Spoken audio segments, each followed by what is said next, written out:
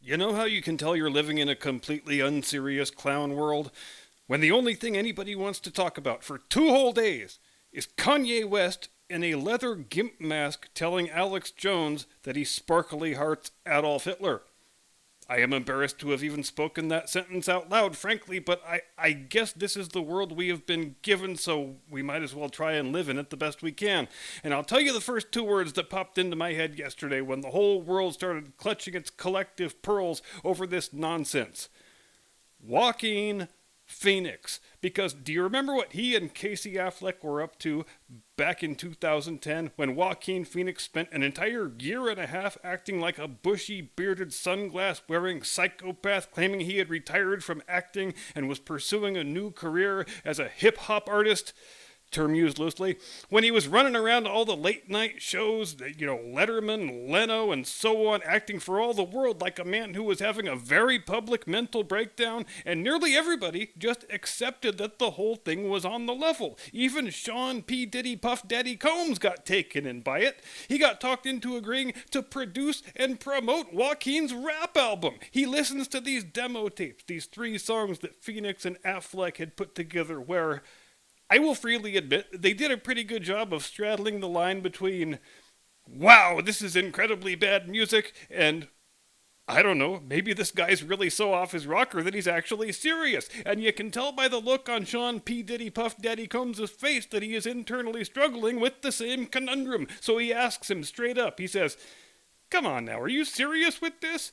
And Phoenix says, "Yup, you bet your ass I'm serious. I want nothing else from life except to be a hip-hop star." And somehow, Combs is convinced by this. He even says, "Well, I guess 2 of these songs could be pretty good with the right production." Meanwhile, Casey Affleck and the sound guy are sitting in the back of the room, struggling not to laugh out loud, amazed that they're actually getting away with all this. Because, as we now know, it was all just a big troll. They were making a documentary/mockumentary film about the absurdity of celebrity. Now, do I think that's the exact same thing Kanye West and his buddies are doing right now? No, I do not. I think Kanye West is genuinely a very deeply troubled man who is in dire need of extensive and costly psychoanalysis. But I also think 2 things can be true at the same time. So my suspicion right now, and it's a fairly strong suspicion, is that on some level this is an exercise in long-form deep-fake performance art conceived by Kanye's new handlers for reasons that are anybody's guess, and on which I am not going to speculate. And I think Kanye West is a profoundly disturbed individual who probably doesn't realize that he is the butt of the joke and is being heavily manipulated by the very bad people with whom he has chosen to surround himself lately. Why do I suspect that? Well, here's reason number 1. Because nobody who appears on a national broadcast wearing a Pulp Fiction-style leather S&M hood and says they love Hitler is actually serious. And I am willing to state that unequivocally. My bullshit detector tells me that's not a bridge I need to cross. Not even an honest-to-God white nationalist, out of the 12 or 13 of them who still exist, would state without any caveat or qualification that they love Hitler. That simply is not a thing that would happen in the year 2022. I was also fascinated to learn from Mr. West that Mrs. Schickelgruber's little boy invented highways and microphones? Say what now? And granted, that could be part of the troll, who knows, but at the same time, Kanye has always impressed me as the type of person who is naive and gullible and easily taken in and generally expresses views that are the same views as the last person he spoke to, whoever that might happen to be. And that's something we often see in people who aren't really all that bright but are desperate to be viewed as intellectuals. So when they speak to someone smarter than themselves, they always think, wow, I wish I could sound like that. And they wind up just regurgitating whatever they heard that person say. Jim Eagle, God damn it, how many times have I told you not to watch the Meghan Markle podcast while we're on the air? Jesus Christ. Hit the music while I decide whether to have you flogged again.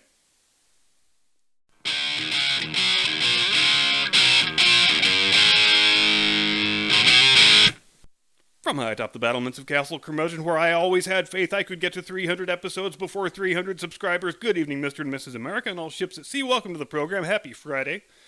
I am your eponymous host and humble servant.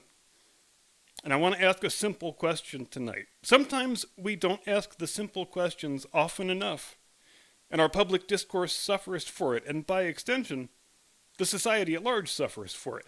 Now, just since the start of this year, Matt Walsh has done yeoman's work in exposing the nonsensicality of the transgender movement just by posing the simple question, what is a woman? And nobody on the left seems able to muster a cogent answer for it, so they just start screaming and calling people names, which is the same approach they take to most other things. Except it's not just people on the left. Oh no, in all quarters of the political spectrum, we seem to have lost the script on what certain things actually are. So the simple question I would like us to ponder here tonight, as we dine in hell on the occasion of episode 300, is this. What is tolerance? And my God, the absolute last thing I want to do right now is talk more about Kanye West, but bear with me for just a moment. I wake up this morning, and I see the news that Twitter has banned Kanye West's account for the stated reason of inciting violence.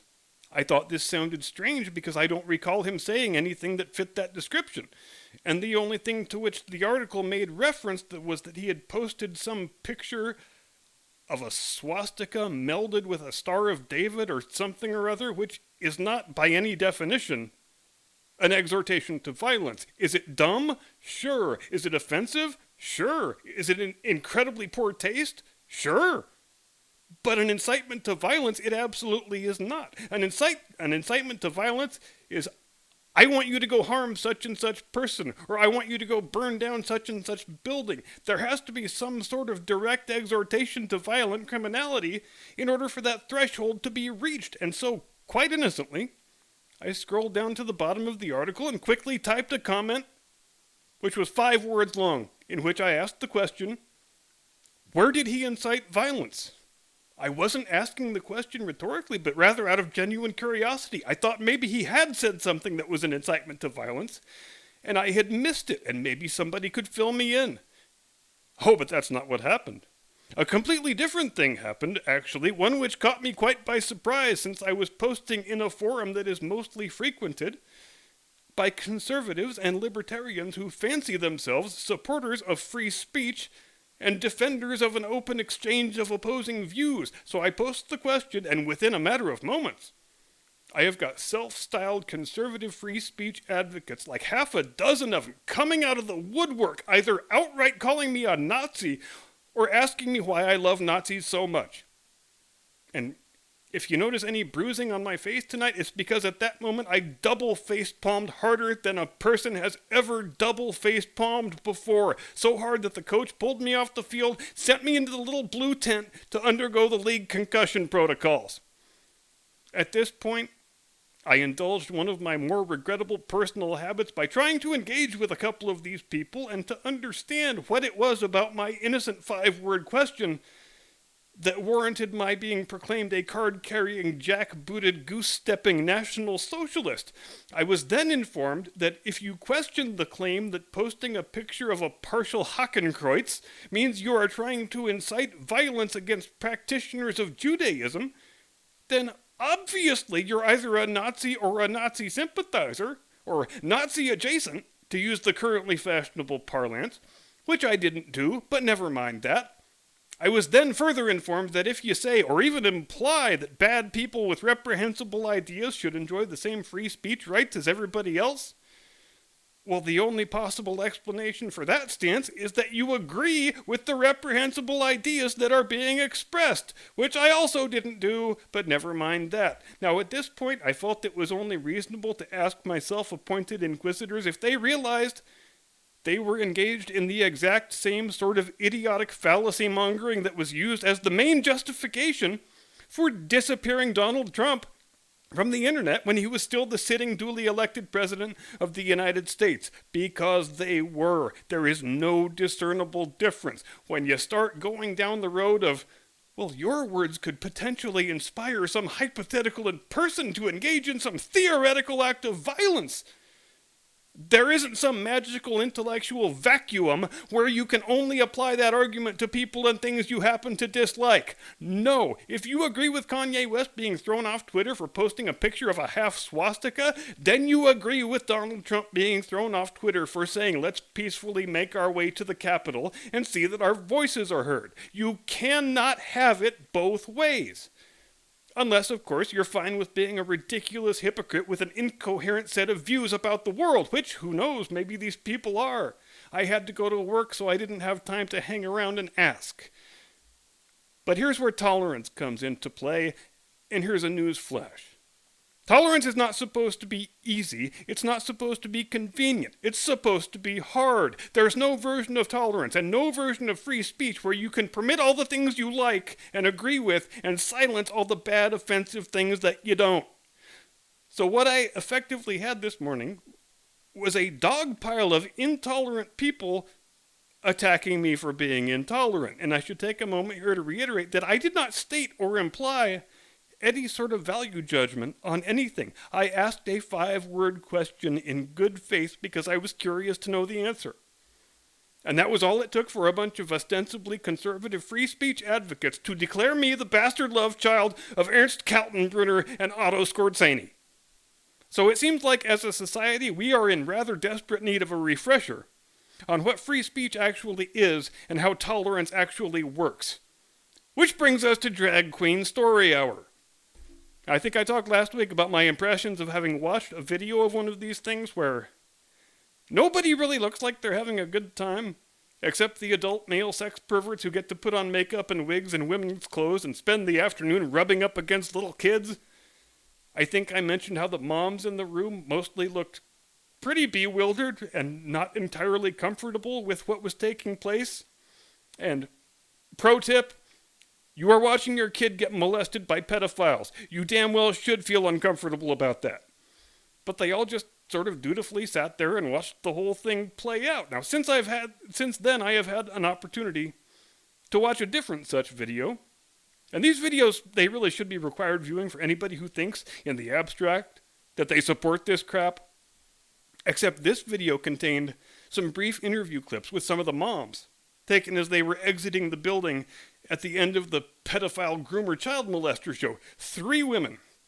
And they were all asked the same question by an interviewer who was obviously friendly toward the whole spectacle. It seems like the interviews were being done for promotional purposes or something like that.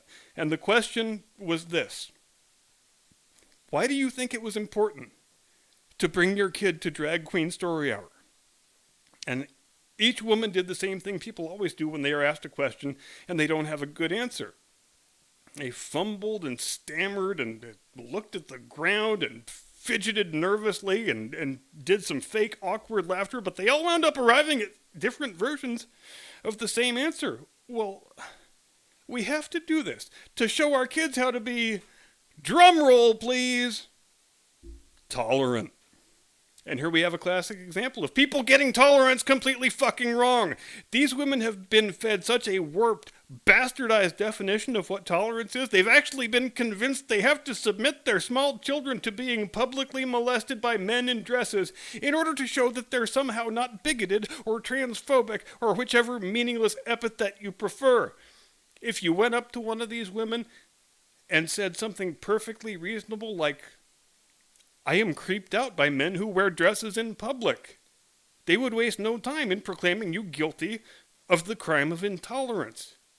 But is that an intolerant stance? No, it isn't.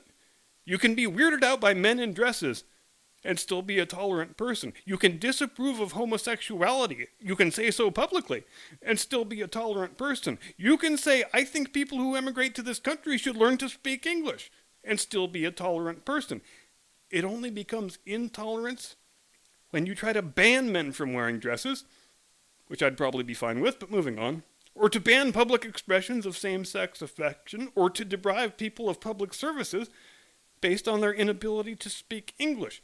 The bottom line is this: Tolerance does not mean approval. It does not mean mandatory celebration. It does not mean hounding and persecuting people for having unapproved ideas or saying unapproved words, no matter how objectively offensive and objectionable the words or ideas happen to be. And you sure as shit can't claim to be a free speech devotee when you're totally on board with people being banned for saying things you don't like. The true test of your devotion to the principle of free speech is your willingness to stand up and defend the rights of the worst people with the most loathsome ideals. We used to have a common saying in this country, and it used to be something nearly everybody agreed with. I disagree with what you say, but I will defend to the death your right to say it. That right there is the test of your tolerance. If you can't satisfy that standard, then you have no business whatever self-applying that label.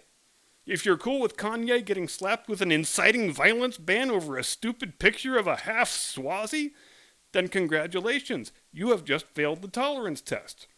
And you know what my favorite thing is about the events of these past 2 days as it relates to Mr. West showing up in a gimp hood and pretending to make googly eyes at Hitler? It is the fact that of all the conservative commentators whose reactions I have heard, the only one who agrees with me that Kanye's Twitter ban is unwarranted and indefensible is Ben Shapiro, noted Orthodox Jew. You want a lesson in what tolerance actually looks like? There you go. There it is.